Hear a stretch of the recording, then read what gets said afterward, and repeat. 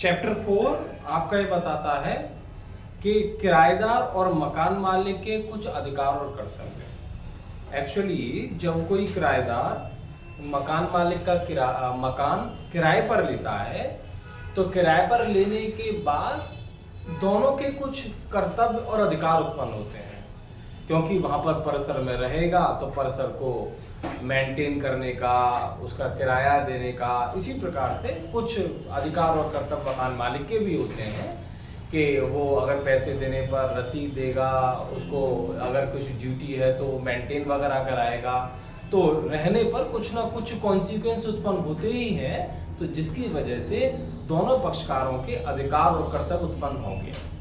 तो इसलिए ये चैप्टर 4 हमें बताता है कि कौन कौन से अधिकार और कर्तव्य होते हैं। ये खासतौर से पीसीजी में प्रॉपर क्वेश्चन बन सकता है, शायद अलग से सेक्शन बेस ना बने, ऐसे बन सकता है कि what are the rights and obligation या duties of tenant and landlord. तो सेक्शन 12 एक सामान्य सी बात बताता है कि जब भी किराए पर उठाओगे तो एक रेंट एग्रीमेंट बनेगा, और जो रेंट एग्रीमेंट बनेगा डुप्लीकेट में बनेगा, उस पर साइन होंगे और दोनों एक एक कॉपी रख लेंगे।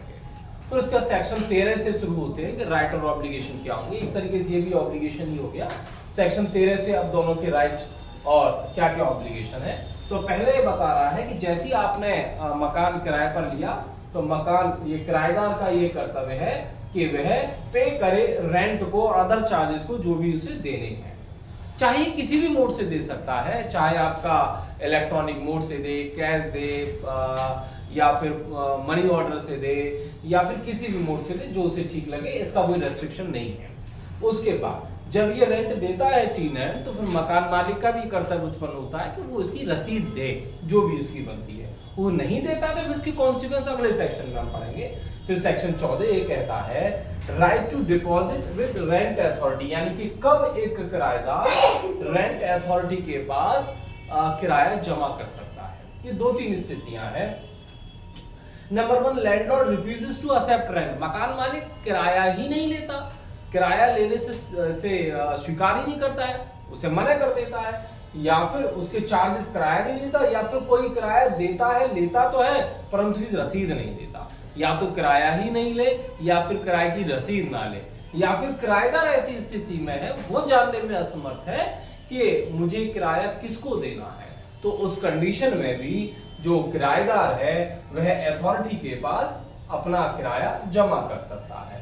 फिर उसके बाद जमा कर देंगे, फिर अथॉरिटी को लगेगा कि कौन अथॉरिटी है, किसको दिया जाना चाहिए, फिर वो एक आदेश पारित कर देगा, फिर उसको दे दिया जाएगा। यदि जमा कर दिया तो उसको दे दिया जाएगा। फिर सेक्शन 15 में हम बात कर रहे हैं रिपेयर और मेंटेनेंस के संबंध में, मतलब परिसर का रिपेयर और मेंटेनेंस के संबंध में किसका क्या कर्तव्य और अधिकार है। तो सबसे पहले है कि जो भी आपने परिसर किराए पे उठाया है तो उसको एक गुड कंडीशन में रखोगे। कैसी कंडीशन में? जैसी कि हमने किराए पर दी थी उस स्थिति के दौरान जैसी थी। दूसरी, टू रिपेयर एंड मेंटेनेंस, मतलब कोई ऐसी कॉमन फैसिलिटी हो सकती है जो मकान मालिक और किराएदार दोनों यूज कर रहे हैं, तो उसको रिपेयर और मेंटेन करने के संबंध में जो भी आपस में उन्होंने करार कर रखा है, एग्रीमेंट कर रखा है, वो उसको रिपेयर करेंगे, मेंटेन करेंगे। मान लो हो सकता है घर में इधर से जा रहे हैं तो कॉमन रास्ता है, कॉमन लाइट है, कॉमन आपकी समरसेबल है पानी की, तो ये सारी चीजें हैं। तो इसके संदर्भ में कौन रिपेयर करेगा और कौन मेंटेन करेगा, समर खराब होगी तो कौन देगा, तो ऐसी कुछ चीजें हैं कॉमन फैसिलिटी। तो जो आपस में उन्होंने एग्रीमेंट कर रखा हो उस अनुसार उनके राइट और लायबिलिटीज दोनों के तय होंगे। तो ये आपकी दोनों की ड्यूटी है और दोनों के ही अधिकार और ड्यूटी दोनों के हैं, टेनेंट के भी हैं और लैंडलॉर्ड के भी हैं कर्तव्य, खासतौर से कर्तव्य है, अधिकार ना बोले हम तो। फिर दूसरा, इफ लैंडलॉर्ड रिपेयर, मान लो कोई ऐसा चीज है जो किराएदार को करनी थी एग्रीमेंट के अनुसार परंतु वो नहीं करता है और लैंडलॉर्ड उसको रिपेयर करता है या मेंटेन करता है। अब लैंडलॉर्ड का पैसा निकला तो वो कहां से लेगा?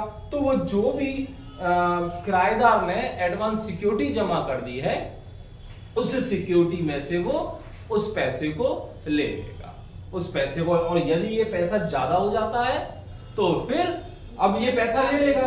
तो ये जो पैसा लिया है सिक्योरिटी का, फिर किराएदार इस पैसे को जमा करेगा। जैसे ही लैंडलॉर्ड नोटिस देगा, नोटिस के 1 महीने के भीतर वो किराएदार जो कटौती में से काट लिए थे मकान मालिक ने, उस सिक्योरिटी में से, अब सिक्योरिटी तो खत्म हो गई, तो सिक्योरिटी की दोबारा भरपाई करेगा, अर्थात सिक्योरिटी को अब टेनेंट को देना पड़ेगा। अब मान लीजिए सिक्योरिटी की जो मनी थी उससे भी ज्यादा कॉस्ट लग गई मकान मालिक की, तो फिर उस स्थिति में जो किराएदार है वह सिक्योरिटी भी देगा और जो आगे का कॉस्ट लगा है वो भी उसे देना पड़ेगा। ठीक है। अब मान लीजिए ऐसी भी स्थिति हो सकती है कि लायबिलिटी है लैंडलॉर्ड की रिपेयर या मेंटेन कराने की, पर लैंडलॉर्ड नहीं करा रहा, तो उस स्थिति में यदि टेनेंट कराता है और टेनेंट का खर्चा होता है, अब टेनेंट कहां से लेगा, तो वो रेंट में से काटेगा। तो जो भी टेनेंट है, यहां पर है टेनेंट रिपेयर में deduct it from the rent, और ये सिक्योरिटी से डिडक्ट करेगा, तो रेंट में से डिडक्ट करेगा और ये 50% तक, 1 महीने का जो रेंट होता है उसका 50% तक की राशि को डिडक्ट कर सकता है। ठीक है। फिर उसके बाद है, यदि मान लीजिए घर ऐसी स्थिति में है कि रहने लायक नहीं है, तो उस कंडीशन में टेनेंट नोटिस देने के पश्चात 15 दिन का उस क्या कर सकता है, पर्सन को उसे अबेंडन कर सकता है, त्याग कर सकता है। और मकान मालिक को यदि ऐसी स्थिति में है कि रहने लायक नहीं है, तो मकान मालिक जब तक उसे रहने लायक ना बना दे तब तक रेंट भी नहीं वसूल करेगा। तो ये हमारा था कुछ सेक्शन, ये हमारा पार्ट फर्स्ट। उसके बाद रिमेनिंग आपके जो राइट और ड्यूटीज होंगे इसके संबंध में वो नेक्स्ट लेक्चर में